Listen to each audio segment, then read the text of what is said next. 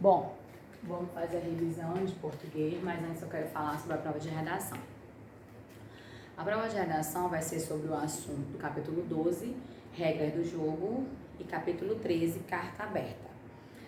Regras do jogo, como é que você vai escrever? Primeiro você vai ter que, de acordo lá com o que o professor vai passar, o tema, né? Você tem que primeiro explicar o que é o jogo, qual é o objetivo daquele jogo, qual é a finalidade daquele jogo. E depois escrever quais são as regras dele, tá bom? Então, no caso, vamos falar sobre o jogo de futebol. Aí você vai falar, o jogo de futebol é um jogo em equipes, né? São divididos, há dois campos, são divididos em dois times, e o objetivo é que um saia vencedor.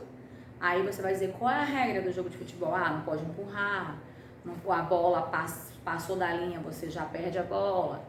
Não pode dois jogadores estarem dentro da área e é impedimento. Então, regra do jogo é você falar um pouco do que se trata aquele jogo, qual é a finalidade daquele jogo e colocar as regras, né?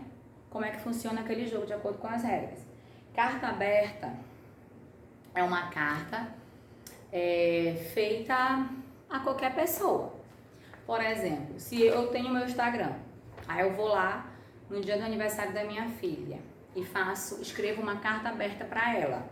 Quando ela tiver maior, ela vai lá e vai ver, né? Então a carta aberta pode ser reclamação, pode ser uma declaração de amor, pode ser uma observação de um ponto que você queira falar. Por exemplo, eu vou falar que acabou as eleições, então eu vou escrever uma carta aberta falando sobre o comportamento das pessoas nesse momento político. Aí você escreve, né? Uma carta aberta é uma carta que todo mundo pode ver. Ela é vinculada em redes sociais, em sites, sabe? Um espaço que todo mundo possa ver. Por isso o nome é chamado de carta aberta. Então você não vai direcionar ela a uma pessoa. Diferente de eu escrever uma carta para minha mãe, eu tô colocando lá, atenção da senhora Odineia, nome da minha mãe. Não, na carta aberta a gente não direciona para uma pessoa, né? Ou você pode até direcionar para uma pessoa, mas você não manda só para aquela pessoa, entendeu? Não é só aquela pessoa que vai ter o acesso, todo mundo vai poder ver, por isso que é chamado de carta aberta. Então, quer dizer, se você quiser fazer uma carta aberta para os políticos, você vai lá e escreve, mas você não vai entregar para aquele político, ou não vai entregar para aquele médico. Você quer fazer uma carta para sua professora, você vai escrever uma carta aberta. Não quer dizer que você vai entregar aquela carta para a professora. Não é somente ela que vai ler. Uma carta aberta vai ser lida por todo mundo, vinculado em sites, vinculado no Instagram, vinculado em qualquer rede social onde possa acessar maior quantidade de público, né? E numa carta aberta você pode colocar o que você quiser. Você pode, como eu falei, pode ser uma declaração de amor, pode ser uma reclamação, pode ser uma observação sobre um ponto que você achou interessante, tá bom? Isso é carta aberta. Então, agora português. Português vai cair período composto por coordenação, uso das vírgulas e figuras de linguagem, tá? Período simples e período composto também. Vamos lá. Períodos composto por coordenação. Existem dois tipos de período composto por coordenação. Quando as orações são assindéticas ou quando as orações são sindéticas. Orações assindéticas, elas não possuem conectivos, tá? E o que são conectivos? São aquelas preposições de, para, e, com, portanto, pois. Em orações assindéticas, não há o uso dessas preposições, não há o uso desses conectivos, tá bom? Por exemplo, uma oração assindética. Paula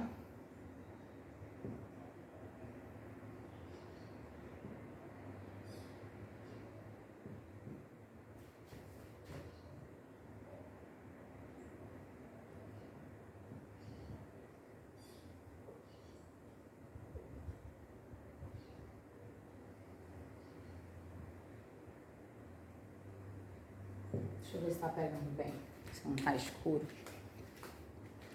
Não tá pegando bem não, vamos colocar mais pra cá, pra ficar bem legal. Pronto.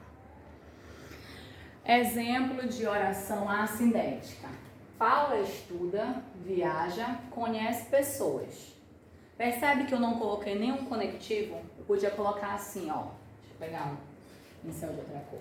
Podia colocar assim, Paula estuda e viaja para conhecer pessoas. Podia, né? Mas eu não coloquei. Eu não coloquei porque ela é uma oração assindética. Não possui conectivos e a maioria delas vem com vírgula, tá bom? Então é fácil de identificar uma oração assindética. Quando ela vier com essas vírgulazinhas e não possui esses conectivos, essas palavrinhas pequenas, que dão... Não é que eu não entendo o que está escrito, eu entendo. Mas quando a gente põe esses conectivos, parece que flui melhor, né, a leitura. Então, na oração assindética, não tem esses conectivos, tá bom? Na oração sindética, possui o uso dos conectivos. E a gente tem vários tipos, como a aditiva, a adversativa, a alternativa, conclusiva e explicativa. Dentro da oração sindética, nós temos a aditiva, que é usado e nem. A adversativa, que é usado mas, porém, todavia, contudo, no entanto.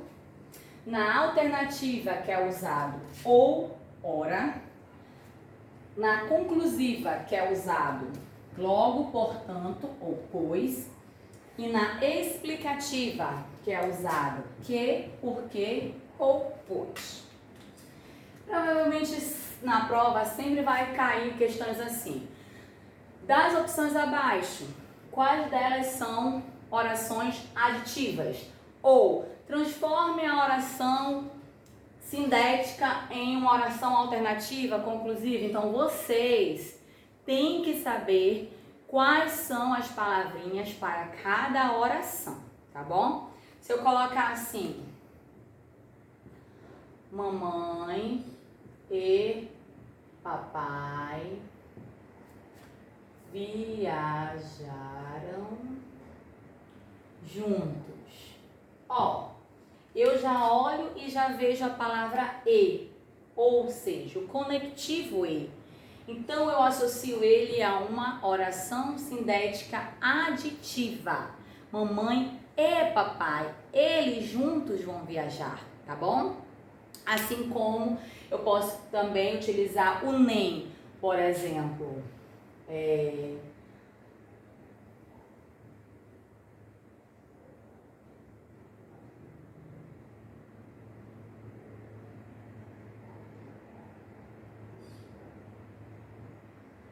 Mamãe nem me deu um beijo. Estou usando o nem. Então, sempre que na frase, mas isso aí é uma regra. Não vai ter coisa inventada, sabe? É uma regra. Toda frase que tiver o e, que tiver o nem, é uma oração aditiva.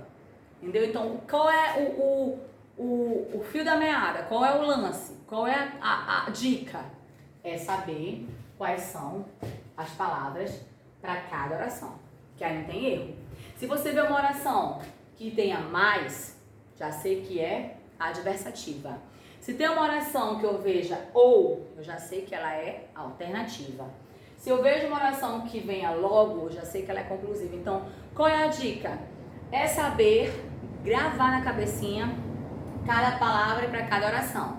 Por exemplo, gosto de uva, mas prefiro banana. Mas eu já sei que ela é adversativa. Se eu disser assim, vou para a escola, porém vou chegar atrasada. Se tem porém, adversativa. Gosto da mamãe, todavia prefiro papai. Todavia, adversativa. Então, toda vez, não tem erro. Essas palavras aqui, esses conectivos, indicam qual é o tipo de oração, tá bom? Ou ora, alternativa. Ou vou para academia, ou vou para o restaurante, alternativa. Então, ora vou para academia, ora vou para o restaurante, alternativa. Conclusiva dá uma ideia de concluir um pensamento. Vou chegar atrás, vou pro reforço. Acordei tarde. Vou reformular. Acordei tarde. Logo, vou chegar atrasada. Se eu tenho logo, ela é uma oração por coordenação conclusiva, tá bom? Tirei nota baixa. Portanto, tenho que estudar mais. Se tem portanto, ela é conclusiva. Se eu digo assim, tenho que chegar cedo porque quero sentar na frente. Porque explicativa. Então, aqui é a questão de decorativa. É a estudar para não esquecer e para conseguir associar na hora da prova. E nem aditiva. Toda frase que tiver e nem, já sabe que é aditiva. Toda frase que tiver mais, porém, todavia, contudo, no entanto, já sei que ela é adversativa. Uma frase que tenha ou ora, eu já sei que ela é alternativa. Se tiver logo, portanto, pois, ela é conclusiva. Se tiver que, porque e em alguns casos, pois, dependendo do contexto, ela também vai ser explicativa, tá bom? Então, é isso aí. É bom vocês escreverem, sabe? Escrever mesmo e, ficar estudando mesmo, sabe? Quais são cada um dos conectivos para cada uma das orações, porque aí não tem como errar, tá bom? Agora a gente vai ver o uso das vírgulas, tá? Na última aula que a gente viu o uso das vírgulas no sentido de aposto e vocativo. Vou fazer a lembrança que eu sei que vocês aprenderam, não tenho nem dúvida disso, mas eu vou só relembrar. Vamos lá. Rapidinho, apago aqui, para que a gente relembre então o que é oposto e vocativo, tá bom? Para aqui essa louça que ela tá solta. Vamos lá. O uso da vírgula, o uso das vírgulas. Quando eu falar em aposto, eu estou fazendo uma explicação. Quando eu falar em vocativo, eu estou fazendo um chamamento. Tia, por que a senhora explica desse jeito? Porque eu acho mais fácil para vocês aprenderem, sabe? Memorizar as coisas eu acho mais fácil assim, a gente tem uma palavra-chave. Então, aposto é uma explicação. Eu estou explicando, eu estou dando contexto explicativo. E o vocativo eu estou fazendo um chamamento. Por exemplo,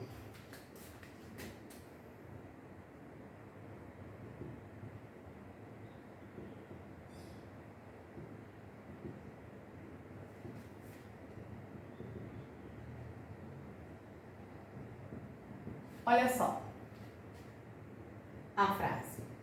Miguel, vírgula, filho de Joana, vírgula, está com febre. Você percebe que o vocativo, o aposto, ele sempre está entre duas vírgulas. É sim a dica de ouro. Além disso, tem uma outra forma de aparecer o aposto, que é depois dos dois pontos. Por exemplo,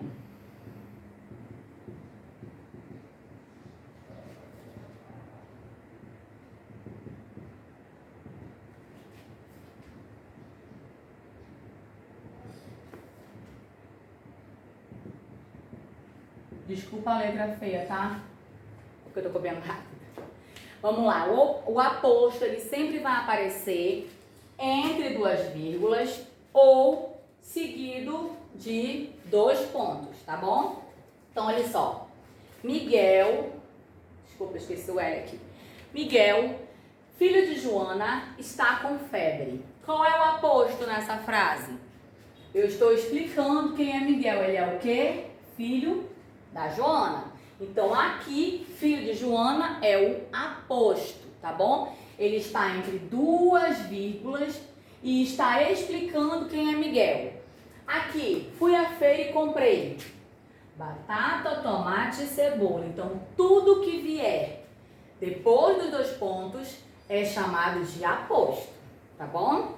Então, o que tiver entre 2 vírgulas e explicando do que se trata é um aposto. E o que tiver depois do ponto, 2 pontos também será aposto, tá? O vocativo é um chamamento. Como assim? Roberta.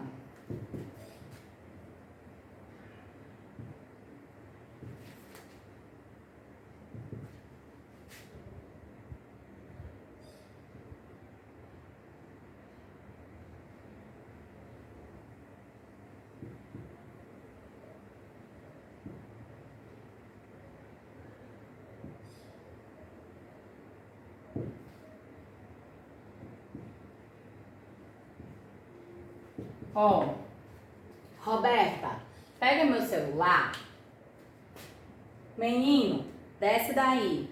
Qual é o vocativo? Aqui eu estou chamando quem? A Roberta. E aqui eu estou chamando quem? O menino. Então, o vocativo sempre é a pessoa que eu estou chamando. Por isso que eu digo que é um chamamento, tá bom? Aposto é uma explicação, vocativo um chamamento. Aposto sempre vai estar entre as vírgulas, explicando quem é a pessoa, né, o sujeito da ação, ou depois dos 2 pontos. E o vocativo sempre vai estar sendo o chamamento. Tia, o vocativo sempre vem na frente? Não, pode ser assim, ó.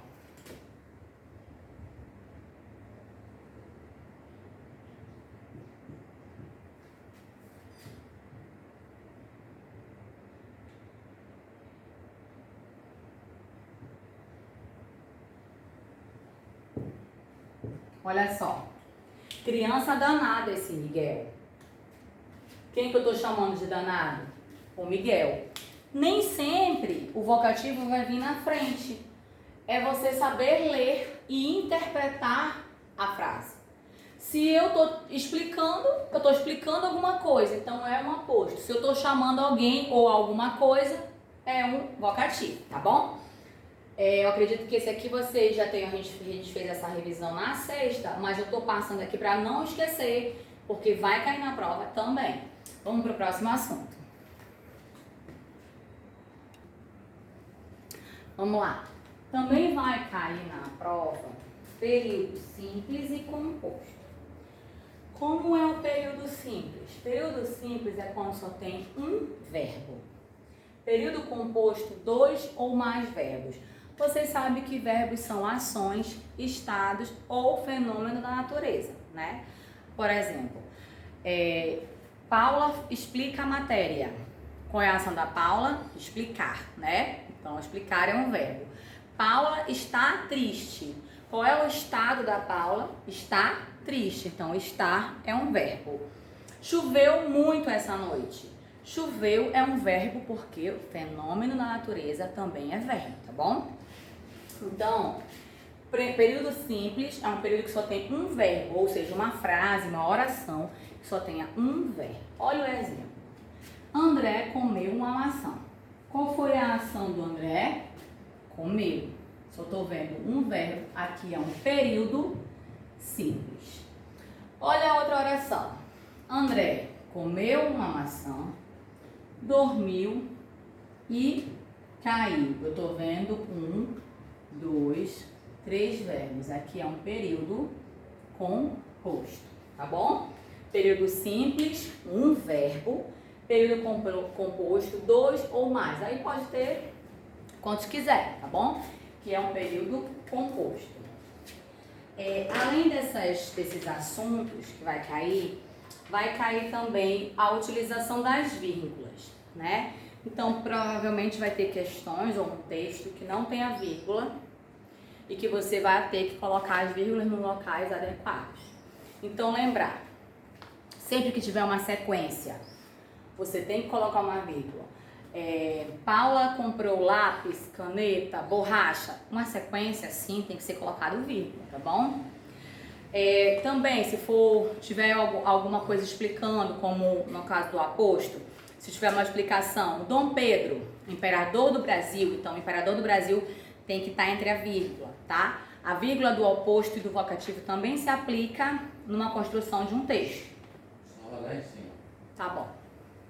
E, assim, quando você for ler um texto que ele não esteja com a vírgula, você lê e quando você conseguir fazer a pausa na sua leitura, aí você acrescenta uma vírgula, tá? Então você não vai ler um texto continuamente. Você vai ter que fazer uma pausa na leitura. É nesse lugar que a vírgula se encontra, tá bom? Como eu falei, tentem ter atenção, no caso, para quando tiver um vocativo e um aposto, tá? Porque se num texto tiver assim, Paula esteve na festa, então depois de Paula vai ter que ter uma vírgula, porque ali tá se empregando um vocativo, né? Então se você vê uma explicação, já sabe que tem que colocar vírgula. Se você vê uma questão de um chamamento, já tem que colocar vírgula, porque sempre depois do vocativo ou do aposto tem que ter uma vírgula, tá bom? Então, eu acho que é isso. E tem figuras de linguagem, mas esse assunto figura de linguagem é um assunto muito extenso, sabe?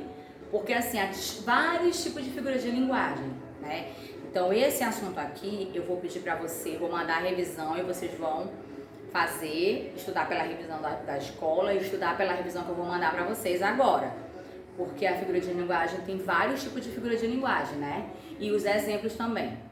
Então eu acho que seria mais explicativo a questão das orações coordenadas que a gente viu, a questão do aposto e vocativo, a questão do período simples e composto e a colocação das vírgulas, que vocês têm que ter atenção realmente. É uma leitura, né, interpretativa, que vocês vão ter que saber aonde colocar essa vírgula no local adequado. Na sexta não, na quinta-feira, eu acho que foi quinta-feira, a gente fez um exercício aqui no reforço, justamente sobre isso. Tinha algumas frases que você tinha que colocar a vírgula no local certo, né? Ou identificar ali quais das frases estava empregado a vírgula corretamente. É mais ou menos assim que vai ser a prova, tá bom? Então é isso, viu, gente? Obrigada.